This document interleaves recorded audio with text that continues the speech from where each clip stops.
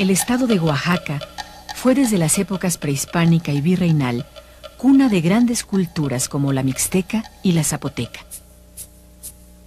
Las ciudades arqueológicas de Mitla, Saachila y Monte Albán, entre otros sitios, son el testimonio de ese pasado impregnado de religiosidad, arte, ciencia y varios sistemas de escritura por demás complejos plasmados en los códices. En suma, se trata de una región donde la civilización mesoamericana floreció de manera sorprendente, legando a nuestra nación y al mundo entero un patrimonio cultural único y admirable.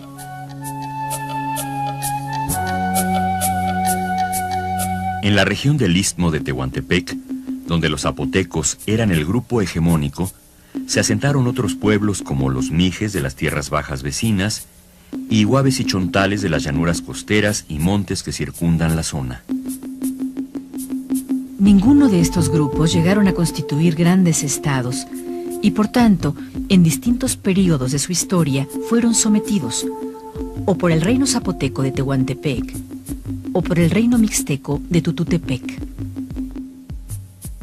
En cualquiera de los dos casos, tenían que pagar tributo, pero esporádicamente pudieron establecer alianzas, tanto para defenderse de incursiones bélicas, como las que realizaban los aztecas, como para que sus dinastías emparentaran cuando les era conveniente. Algunas fuentes históricas nos mencionan que los pueblos chontales que pagaban tributo a Tututepec eran Huamelula, Astata y Mazatán. Este último, por ser frontera de guerra, algunas veces perteneció a los mixtecos y otras a los zapotecos de Tehuantepec, su rival más cercano.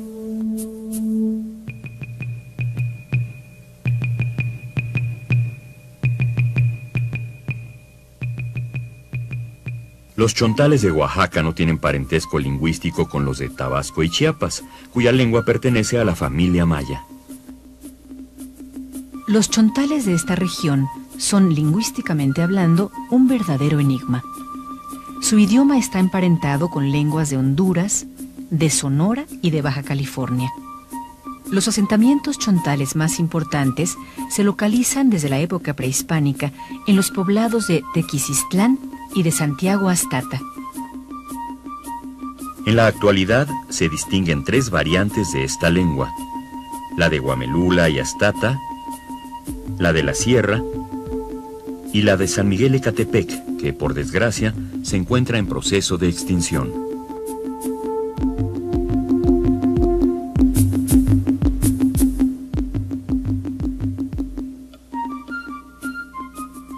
La penetración hispana se realizó en la zona hacia 1522 por Pedro de Alvarado.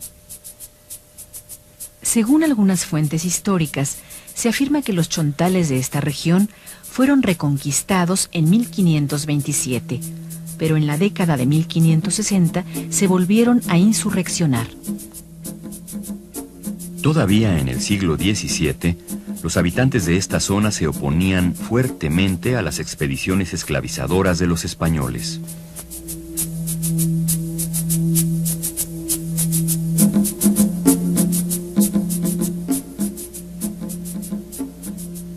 Otro hecho histórico que debemos resaltar es que para 1680, cuando Astata estaba en poder del conquistador Juan Bello y eclesiásticamente formaba parte de la parroquia de Huamelula, las incursiones piratas al puerto de Huatulco y el gran despoblamiento ocurrido a causa de las epidemias obligó a los pobladores a buscar refugio en Huamelula, abandonando el pueblo original, el viejo Astata. Fue hasta el año de 1708 que se fundó el nuevo pueblo de Astata, un poco más lejos del mar.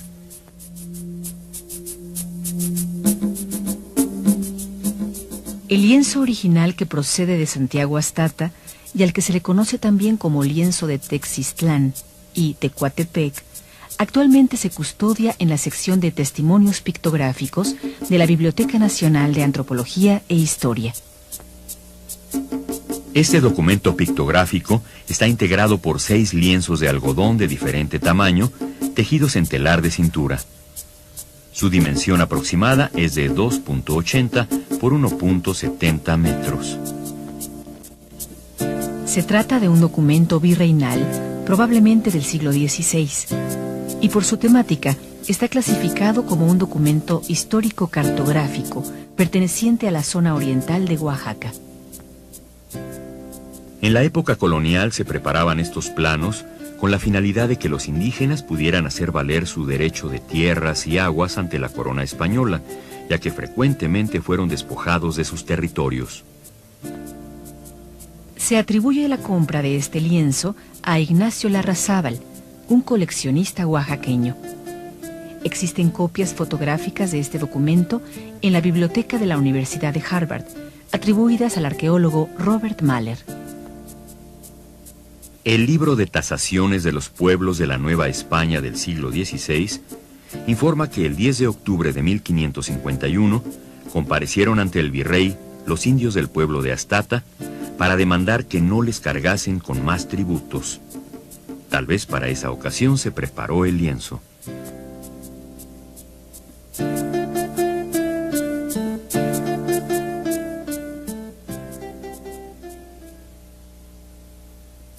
Antes de entrar en la descripción iconográfica del códice, queremos agregar que existe una serie de problemas que impiden a los especialistas leer el documento con precisión y que a continuación queremos comentar.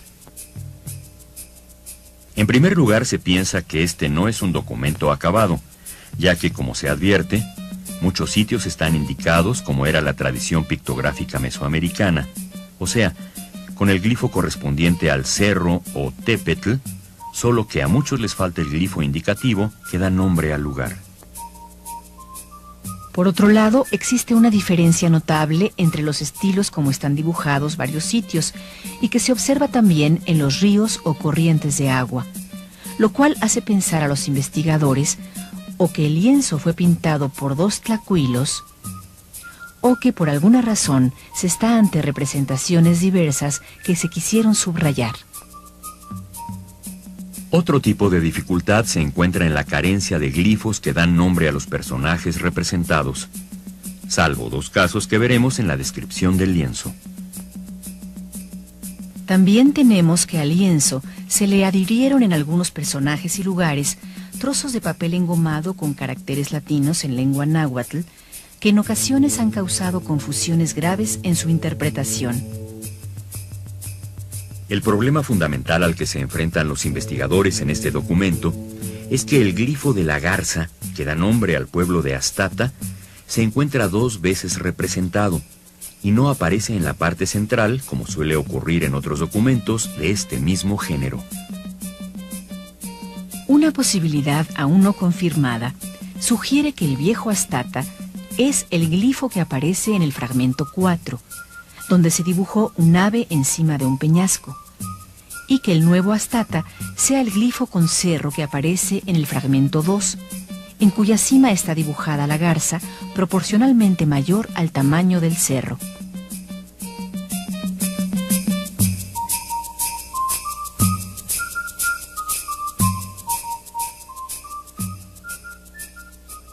En la parte central del lienzo se pintó un rectángulo ocre que apenas es visible, bordeado por lugares con su nombre en náhuatl. Lo deteriorado del documento y de las cintas que se pegaron, ahora casi ilegibles, obstruyen gran parte de su lectura. La parte central y dominante dentro de este rectángulo representa un tecpan, o casa real tipo prehispánico, a cuyo frente se ve un señor sentado en un icpali, o trono real. Dicho personaje viste la tilma prehispánica. En la cabeza porta un sombrero con pluma de tipo español y en la mano derecha carga una insignia que nos es desconocida, pero parece ser que se trata de un atributo real. A espaldas del edificio se dibujaron una serie de 7 personajes que bien pueden representar la genealogía real o a los gobernantes que precedieron al primero. En todos los casos, la vestimenta indica realeza y señorío el hecho de que estén sentados en icpalis. Unida al primer cacique que encabeza el grupo, aparece en la parte inferior, muy borrada, una figura femenina de la realeza, peinada y vestida a la manera prehispánica.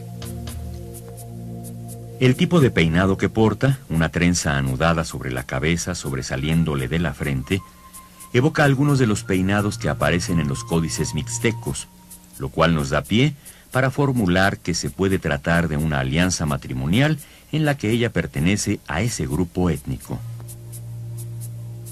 Esto es posible dado que en alguna época el señorío mixteco incursionó militarmente en la zona chontal de Juchitepec y Huatulco.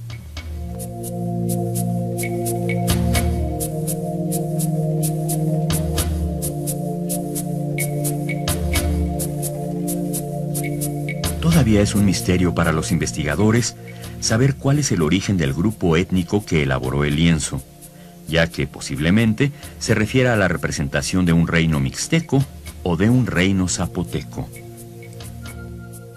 Esta interrogante surge debido principalmente a que se sabe que los chontales no formaron nunca un estado poderoso y centralizado.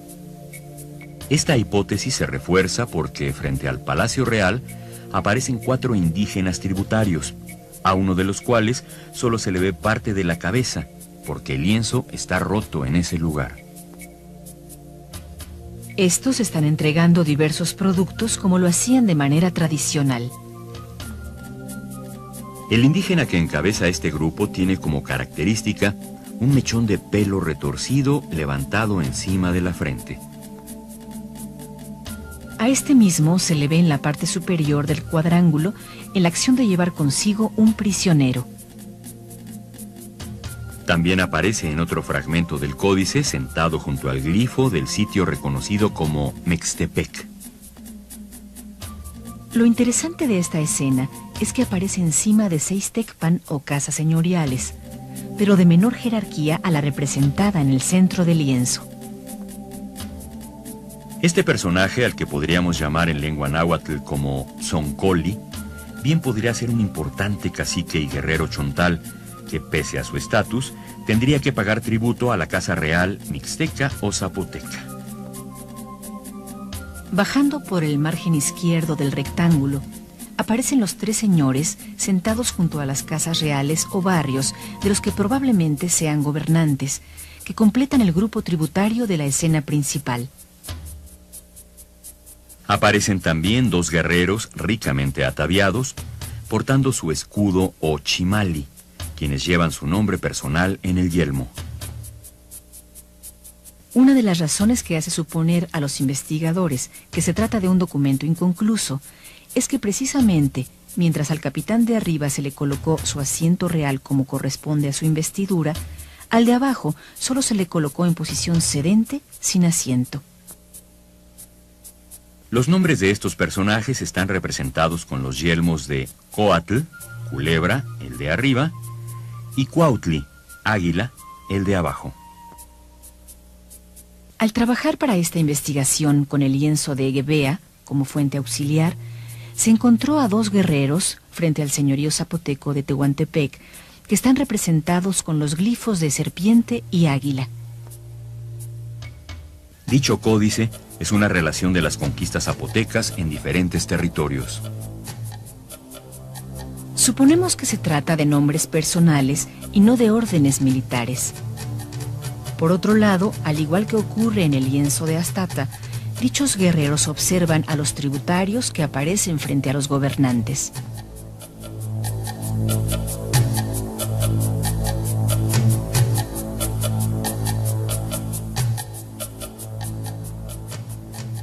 Si se acepta en este lienzo que la escena central representa a Tehuantepec, y si a Astata la ubicamos en la parte superior, como ya lo hemos mencionado, están los especialistas en vías de hacer la misma interpretación que aparece en la relación geográfica de Tehuantepec, libro publicado originalmente en el siglo XVI. El editor de esta relación nos informa: la pintura está orientada hacia el este, como lo indica la posición de las casas e iglesia de Tehuantepec, observándose el norte a la izquierda y a la derecha la mar del sur. Dicha anotación es muy frecuente en la manufactura de los planos virreinales. En los códices mesoamericanos no se utilizaban los puntos cardinales, pero la orientación se daba colocando la parte superior hacia el oriente, hacia donde sale el sol. En todo caso, lo que nos importa resaltar es que estamos ante dos documentos que nos ubican a Astata arriba del reino del Istmo de Tehuantepec. Hecho por el que los investigadores deducen que el lienzo relata cuáles eran los señores chontales que tributaban al reino zapoteco antes mencionado. La lectura total del documento no se ha concluido. Este nos muestra otros sitios de la región chontal, como es el caso de Mazatán. También están pintadas las lagunas que se forman con rías que salen del mar, y el mar mismo con su oleaje, más la fauna propia de los esteros en la región costera. La existencia de este hermoso lienzo, que actualmente custodia la Biblioteca Nacional de Antropología e Historia, constituye uno de los pocos documentos históricos geográficos de la región con que se cuenta para reconstruir su historia. Es indudablemente uno de los documentos que enriquecen el patrimonio cultural de Oaxaca y de la nación mexicana.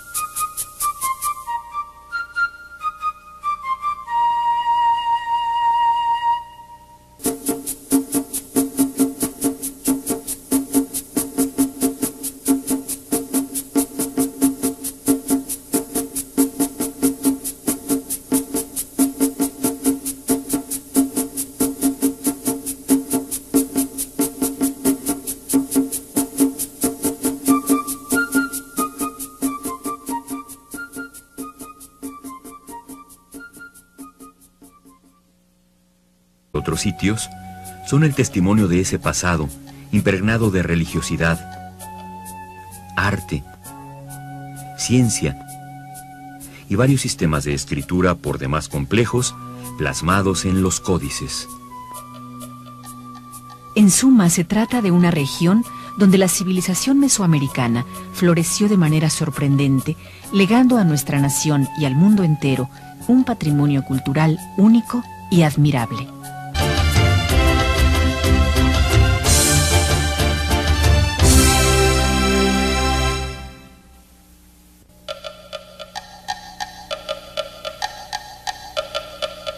El estado de Oaxaca fue desde las épocas prehispánica y virreinal cuna de grandes culturas como la mixteca y la zapoteca. Las ciudades arqueológicas de Mitla, Saachila y Monte Albán, entre otros, o por el reino zapoteco de Tehuantepec, o por el reino mixteco de Tututepec.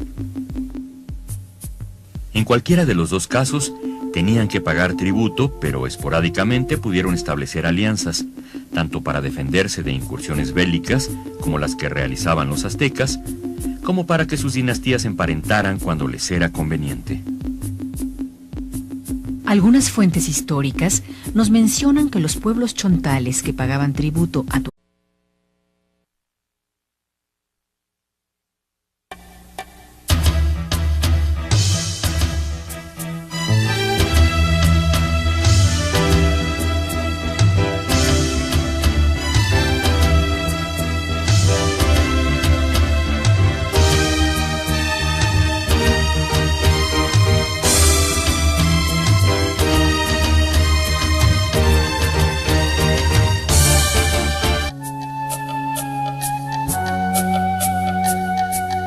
En la región del Istmo de Tehuantepec, donde los zapotecos eran el grupo hegemónico, se asentaron otros pueblos como los mijes de las tierras bajas vecinas y huaves y chontales de las llanuras costeras y montes que circundan la zona.